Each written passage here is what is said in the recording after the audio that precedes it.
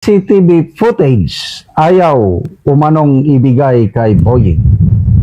Mas lalo pang umiinit ang kontrobersya sa Senado matapos ihayag ni Ombudsman Jesus Crispin Boying Remulla na umano'y tumanggi ang Senado na tumanggap ng subpoena para sa hinihinging CCTV footage at iba pang records kaugnay ng tensyon at insidente ng warning shot noong Mayo 13. Breaking news mga kaibigan! Ayan po, Ombudsman bigo! Nako, kawawa naman si Ombudsman.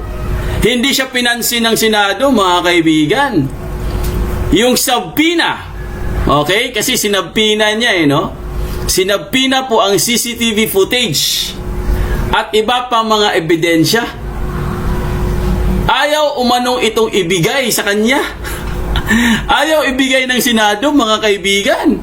Kaya uminit ang kanyang ulo. At nagalit po itong si Ombudsman Boying Remulla. Bakit po siya nagalit, guys? Ano po ang dahilan? Kasi mga kaibigan, baka hindi niya alam kung ano ba talagang function ng isang ombudsman. Ako, hindi naman ako nagmamagaling, no? Hindi naman ako abogado. Hindi rin ako ombudsman. Hindi rin tayo political analyst. Tayo po'y vlogger lamang, pero nagbabasa po tayo, guys. Baka siguro nakalimutan na niya ang kanyang function. Ano po talaga ang kanyang primary function bilang ombudsman? At sino ba talaga ang may authorize na kunin or kuhain itong CCTV footage? O yung mga ebidensya pa? Sino ba talaga? Ang ombudsman ba or ang police? Or as well as the NBI? Diba? Kasi mukhang sa totoo lang mga kaibigan, kaya nga pinagtatawanan siya, guys Dahil mukhang hindi talaga niya alam ang kanyang trabaho. Ha?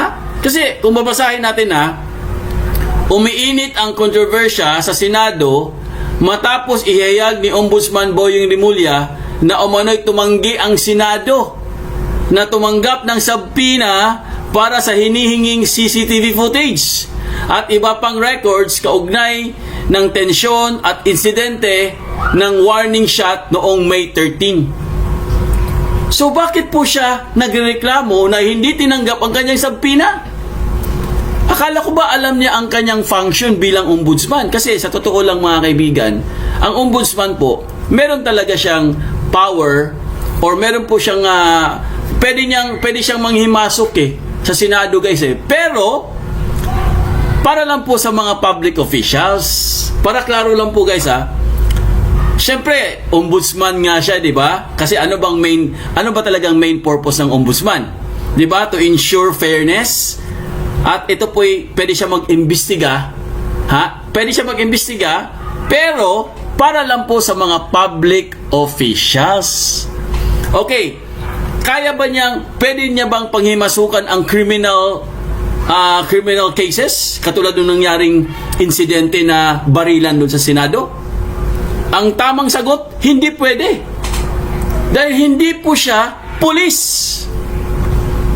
Ang pwede lang niya, ang saklaw lang niya mga kaibigan, para lang po sa mga public officials. Pagdating po sa mga CCTV footage po mga kaibigan or mga ebidensya, kailangan ang may authorize niyan ang mga pulis. Okay? Kasi po, kailangan kasi guys malaman po yung designated na job Kailangan alamin Ako hindi ako nagmamagaling po mga kaibigan. Nagbabasa po tayo, guys. Nakalagay po yan dito kahit basahin nyo po, no? Hindi po ito marites na The police, okay, babasahin po natin para klaro baka sabihin naman na nagmamagaling tayo. The police usually requests collect the use of CCTV footage during investigations. The Office of the Ombudsman does not normally authorize CCTV access for the routine police investigation. Hindi sila pwedeng manghimasok pagdating po sa police investigation kasi nga guys, hindi na nila saklaw yun binasa ko. The Ombudsman mainly investigates misconduct or corruption involving public officials. Siya yung, kumbaga, Siya yung watchdog eh. Siya yung neutral watchdog ng mga public officials. Pero pagdating po sa insidente, nung nangyaring barilan sa Senado, guys, kasi galit na galit siya eh. Galit na galit siya. Bakit daw hindi tinanggap ang kanyang sabpina? Okay, ito, sagutin na natin. May lumabas po na balita ngayon. Ang CCTV footage po, binigay na sa polis. Kaya hindi na tinanggap yung sabpina mo kasi wala na doon. Ang nakalagay dito, puntahan mo daw sa polis, Boying. Ha? Boying, doon ka daw pumunta sa polis. Kung gusto mo makakuha, ha? Kung gusto mo makakuha ng mga impormasyon, manghingi ka sa polis, pero hindi sa Senado. Kasi guys, kailangan mga kaibigan, i-practice po or exercise po yung separation of power. Kailangan kasi yun eh. Nasa batas kasi yan guys eh. Pag hindi kasi natin pinractice yan or in-exercise yan, baka mamaya guys, wala na pong pakialam ang ombudsman. Kahit sino-sino na lang pasukin niya. Kasi ang Senado guys, kung hindi ako nagkakamali, independent sila eh. As well as ang ombudsman. Autonomous din sila. Hindi pwedeng manghimasok ang ombudsman sa Senado patungkol sa mga batas ha. Hindi pwedeng manghimasok ang ombudsman. Ganon din ang Senado, hindi rin pwedeng manghimasok sa ombudsman. Kasi ang Senado guys, hindi niya pwedeng impluwensyahan ang ombudsman. Kasi ang ombudsman mga kaibigan, kailangan neutral siya eh. Hindi siya pwedeng pumaling sa executive, hindi rin siya pwedeng pumaling sa Senado, and so on and so forth. Kailangan neutral siya. Ang problema kasi mga kaibigan, parang hindi neutral eh. Kasi hawak siya ni bangag. Yun ang problema doon. Kaya kaya pinagtatawanan siya ngayon, bakit daw galit na galit siya? Dahil hindi daw tinanggap yung sabpina niya. Ewan ko sa'yo. Ombudsman ka pa naman, galit na galit ka. Dahil galit na galit. Umuusok sa galit eh, grabe. Okay, ang nakalagay dito guys, CCTV footage at iba pang ebidensya ayaw umanong ibigay kay Ombudsman Remulla.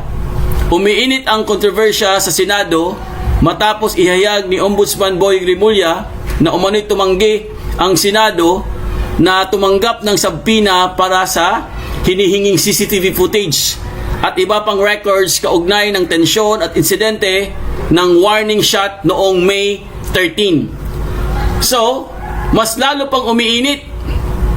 No? Talagang umiinit po mga kaibigan itong balita na to guys.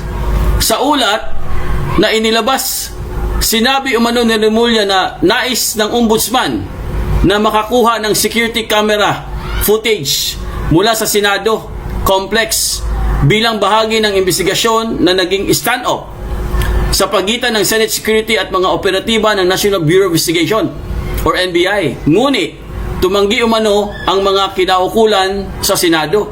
Iginit din ni Remulla na considered served kahit hindi tinanggap ang kanilang sabpina. So guys, considered served daw kahit hindi tinanggap yung sabpina. So talagang pinipilit niya mga kaibigan na isabpina niya ang CCTV footage. Gusto talaga niyang makuha, pati yung mga ebidensya. Alam naman natin guys, na pag binigay sa kanya mga kaibigan, ano po mangyayari doon? Alam na natin kung anong gagawin nila dyan. Di ba? Matalino po Matalino po si SP guys. Ha? Matalino yung SP natin Hindi na iisahan. So, matatanda ang umani ng atensyon online ang social media post ni Attorney Serrito Torion, abogado ni Bato de la Rosa, matapos niyang questionin ang kapangyarihan umano ng ombudsman laban sa Office of the Senate Sergeant at Arms or OSAA. Sa kanyang post, diretsahan niyang tinanong, can the ombudsman preventively suspend the chief of the OSAA with utmost due respect? No. So, maaari bang preventively suspending na ombudsman ng pinunong OSAA? Sa lubos ng mga paggalang, hindi umano. So, nagbahagi rin si Torion ng legal analysis na nagsasabing ang Senate Sergeant at Arms ay hindi lamang ordinaryong executive official, kung hindi isang opisyal na direktang nilikha at pinanatili umano ng Senado alinsunod sa constitutional authority nito upang pangasiwaan ang internal affairs at seguridad ng kapulungan. Matatandaang naging sentro ng usapin si Acting Senate Sergeant at Arms Police Major General Mau Aplaska matapos siyang magpaputok ng warning shot habang may mga armadong individual umano sa GSIS compound na konektado sa Senate offices. So mga kaibigan, normal naman ang procedure namin to challenge dahil hindi naman kilala yung mga armado dahil wala na silang coordination. So guys, itong controversial na to guys, nag-ugat ito sa warning shots. Okay? Kung sino nag-warning shots, sinong nag-respond, kaya po talagang nagkaroon po ito ng samot-saring mga reaction at mga komento po mga kaibigan. Halo-halo na po yan. May mga magagaling na abogado, may mga pulpul na abogado, kung ano-ano na mga sinasabi. Pero mga kaibigan, tandaan natin guys, ano ba talaga ang functions ng ombudsman?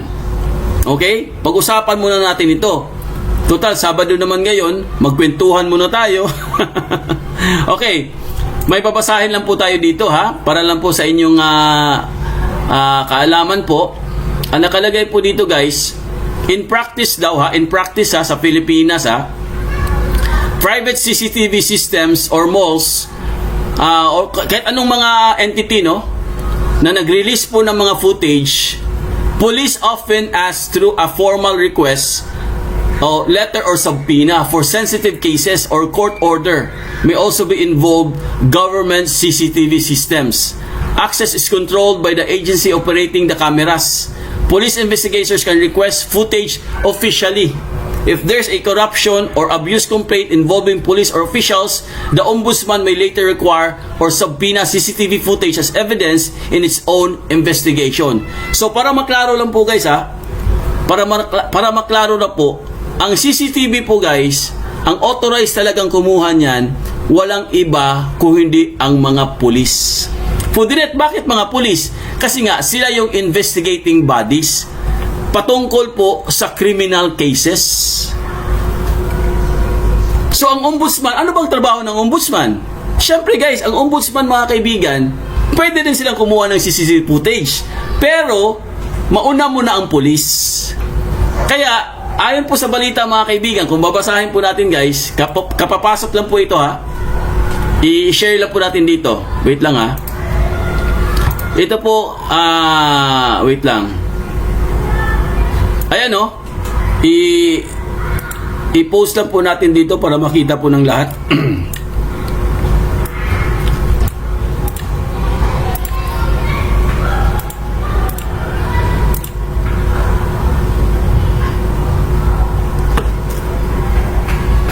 Ito po para mabasa nyo po guys ha. Ayan o.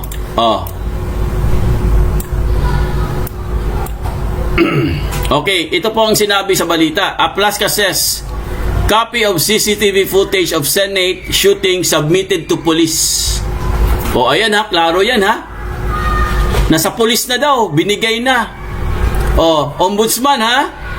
Sabi po ni Aplaska, nasa mga police na daw. Sinubmit na daw itong mga CCTV footage. Kaya wag ka nang magalit. Wag mo nang sisihin si SP Cayetano. Kasi sinisisi mo palagi si SP. Kawawa naman si SP. Okay? Ang nakalagay po sa balita, the Office of the Senate Sergeant at Arms or OSAA said it has already submitted a copy of the CCTV footage covering the shooting incident in the Senate between its personnel and National Bureau of Investigation or NBI agent last Wednesday. Mau Aplaska, the Senate's acting Sergeant at Arms, said in a statement released on Saturday that CCTV system at the second floor of the Senate building where the gunfire took place is operational. He added that his office also furnished the PNP Criminal Investigation and Detection Group, NCR, or CCTV copies of the incident. In compliance with the said request and in full cooperation with the ongoing investigation, the OSAA, through its integrated electronics and technical section, voluntarily provided the requested CCTV footages on the same date to the PNP CIDG RFU NCR. So klaro yan ha, binigay na po ni Aplaska guys itong mga CCTV footages sa PNP. Kaya panawagan po natin kay Ombudsman, wag na po kayo magalit sir, wag na kayong umiyak. Okay, kasi umiyak siya eh. Umiyak siya doon sa estasyon niya eh. Nagsumbong siya kanina eh. Sir, Ombudsman, wag na po kayo magalit. Wag niyo na pong sisihin ang Senado at wag niyo na pong sisihin si SP dahil sinabi na po ni Aplaska. Ito po'y konfirmado na po na ang CCTV footages nung nangyaring insidente sa Senado na barilan ay kinuha na po or under na po ng custody ng mga PNP. Kaya kung gusto niyo po ng kopya, punta na po kayo sa PNP.